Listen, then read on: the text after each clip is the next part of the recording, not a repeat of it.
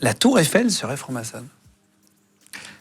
L'idée de la tour Eiffel, de faire un phare pyramidal qui éclaire le monde, entre guillemets, tu sais, c'est une décision qui a été faite en loge. On n'est pas sûr qu'Eiffel ait été franc-maçon, il y a un doute qui subsiste sur lui, mais en tout cas, la décision de faire justement ce phare qui illumine tout Paris, une pyramide en 3 grades, qui représente les 3 degrés qu'on a parlé, apprenti, compagnon, maître, tu vois, la tour Eiffel est en 3 niveaux, eh bien, c'est une décision qui a été prise dans la franc-maçonnerie. À l'époque, la franc-maçonnerie, elle avait, si tu veux, un petit peu un combat contre les institutions catholiques qui étaient à l'époque très répressives, si tu veux.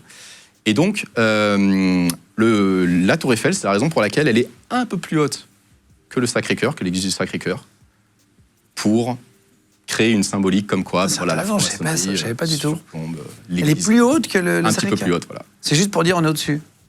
C'était il y a 100 ans, dans une franc-maçonnerie voilà, qui a eu son action à l'époque, qui était plutôt, on va dire, contre les institutions catholiques. Il y avait eu un vrai combat à l'époque, mais parce que c'était un contexte très particulier. Hein. Aujourd'hui, évidemment, les choses ont changé et il y a énormément de francs-maçons qui sont en France aujourd'hui catholiques.